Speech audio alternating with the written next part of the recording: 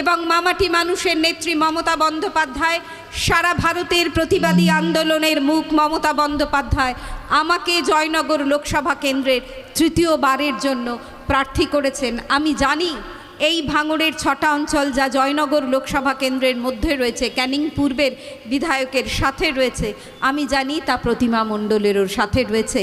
আমি 2019 সালে যে ভোট পেয়েছি, আমি নিশ্চয়ই আশা করব আজ যারা এখানে আছে তারা আমাকে আরও বেশি আশীর্বাদ, শুভেচ্ছা, ভালোবাসা দিয়ে 3,16,000কে ছাপিয়ে 4 লক্ষের দিকে এগিয়ে নিয়ে যেতে সাহায্য করবে। আমি আমার বক্তব্য যেহেতু দীর্ঘায়িত করার সময় নেই, শুধু একটুখানি ভয়ের বাতাবরণের কথা বলি। 2021 সালে মমতাদির কাছে হেরে যাওয়ার ফলে শওকত এখানে বিস্তারিত বলেছে সিএএ নিয়ে, কিন্তু একটি কথা বলে দিই যেটা খবরের কাগজে নয়, বিলের মধ্যে লেখা আছে, অর্থাৎ সিটিজেনশিপ অ্যামেন্ডমেন্ট অ্যাক্ট। এরপরে এরা রেজিস্টার অফ সিটিজেনশিপ অ্যামেন্ডমেন্টের যেটা করেছেন সেটাতে বলছে যে আপনি আপনার পরিচয়পত্র দিয়ে নাগরিকত্বের জন্য আবেদন করতে পারেন।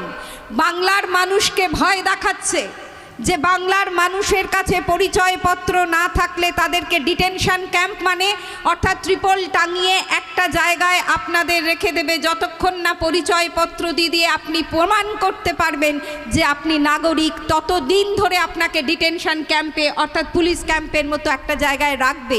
কিন্তু ভয়ের যেটা কারণ, যেটা সবাই বলছে না, সেটা আমি বলে যাই যে সব ধর্মের মানুষ নাগরিকত্বের জন্য আবেদন করলেও বিলে বলা আছে মুসলিম ধর্মের মানুষ নাগরিকত্বের জন্য আবেদন করতে পারবে না। কি বিপন্ন এই দেশ!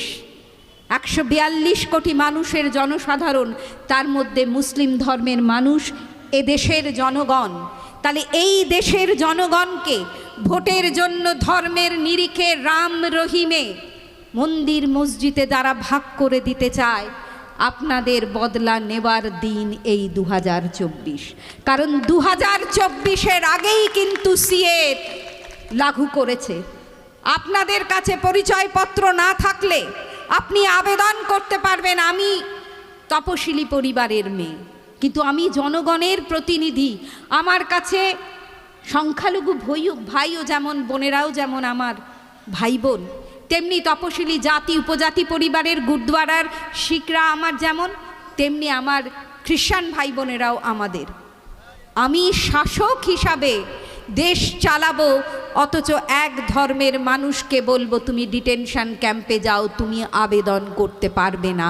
অর্থাৎ আপনাদের বুঝে নিতে হবে এই ভোট কাদের বিরুদ্ধে ভোট আপনারা দেবেন। আরও একটি কথা বলি যে সিএতে যেমন আপনারা আবেদন করতে পারবেন না মুসলিম ভাই বোনেরা, ঠিক তেমনিভাবেই এরা আধার কার্ড বাতিল করে দেওয়ার চেষ্টা করেছে। আমি যে 5 জন এমপি দিল্লিতে গিয়েছিল, সেই 5 জন এমপির মধ্যে আমি ছিলাম।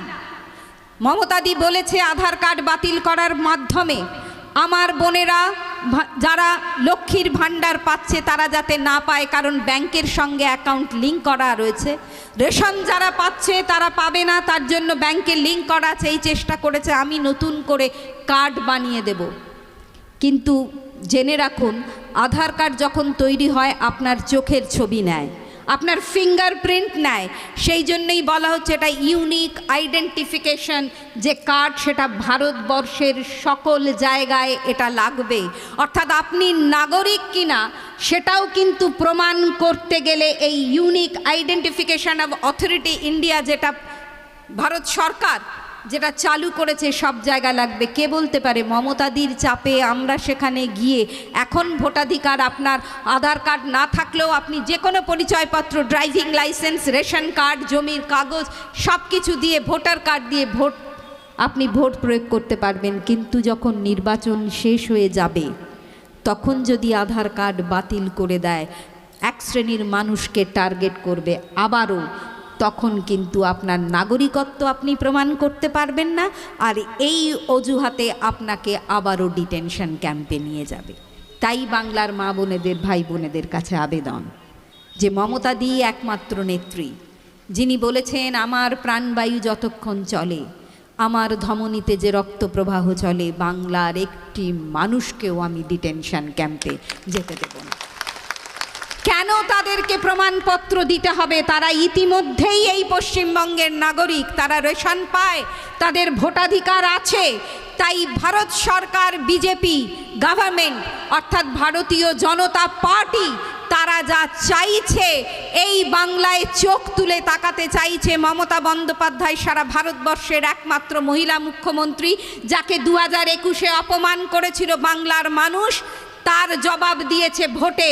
সেখানে ওরা বলেছিল ইসবার 200 পার, আর বাংলার নেত্রী বলেছিল আমায় তোমরা সকলে আমায় নবান্নেতে নিয়ে চলো, না হলে কিন্তু তোমাদের এরা বাঁচতে দেবে না, মারামারি খুনোখুনি দাঙ্গা বাঁধিয়ে দেবে ভাইয়ে ভাইয়ে।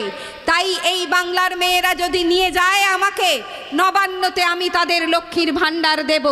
আর এবারে মমতাদি বাজেটে কি ঘোষণা করেছে? যত কষ্ট হয়েছে তার, হেরে গিয়ে আমাদের 100 দিনের কাজের টাকা বন্ধ করে দিয়েছে, গরিব মানুষের মাথার ছাদ কেড়ে নিয়েছে। আর মমতাদি বলেছে টাকা তো আমি দিলাম 100 দিনের, আমি আবারও মাথার ছাদ দেব সকলকে। আর এই বাংলার মেয়েদের, তারা আমাকে আবারও প্রতিষ্ঠা করবে তৃণমূল কংগ্রেসকে। তাই 500 টাকা হবে 1000, আর 1000 টাকা তপশিলি জাতি, তপশিলি উপজাতি পরিবারের জন্য 1200। তাহলে যারা বন্ধু হলো আমার, তপশিলি বন্ধু যারা জয় জোহার হলো আমার, তারা কেন মুখ ফিরিয়ে নেবে মমতাদির কাছ থেকে? কি দেবে ওরা? মমতাদি তার প্রকল্পের মধ্য দিয়ে আপনার ঘরে ঘরে পৌঁছেছে উন্নয়ন। আপনার ঘরের মেয়েকে কোলে করে তুলে নিয়ে স্কুল থেকে বিশ্ববিদ্যালয়ে পাঠিয়েছে। আপনার ঘরের মেয়েকে পঞ্চায়েত সমিতির সভাপতি করেছে, জেলা পরিষদের সভাধিপতি করেছে। আমি আপনাদের ঘরের মেয়ে, আমি তপশিলি জাতি পরিবারের আমি জনপ্রতিনিধি, আমি সকলের মেয়ে। কিন্তু আপনারা মনে রাখুন, সেই তপশিলি জাতি উপজাতি পরিবারের যদি কোনো ভাই বোন থাকেন, আমাদের ওরা অস্পৃশ্যভাবে, আমাদের ছোঁয়া ওরা খায় না।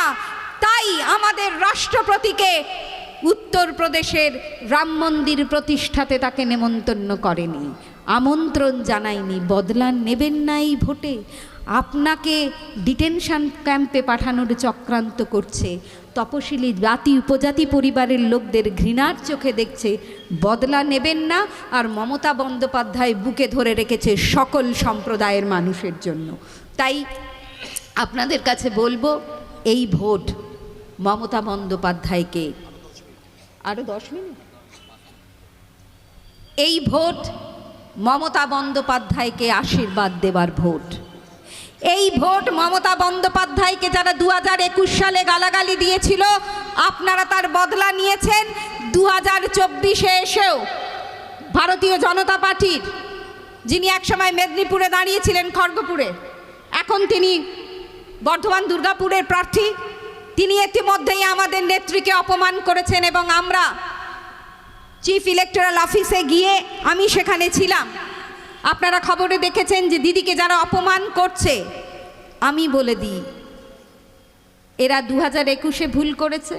ওই যে পিপিলিকা ডানা গজায় মরিবার তরে, অর্থাৎ পিঁপড়ে তখনই ডানা গজায় মরবার জন্য।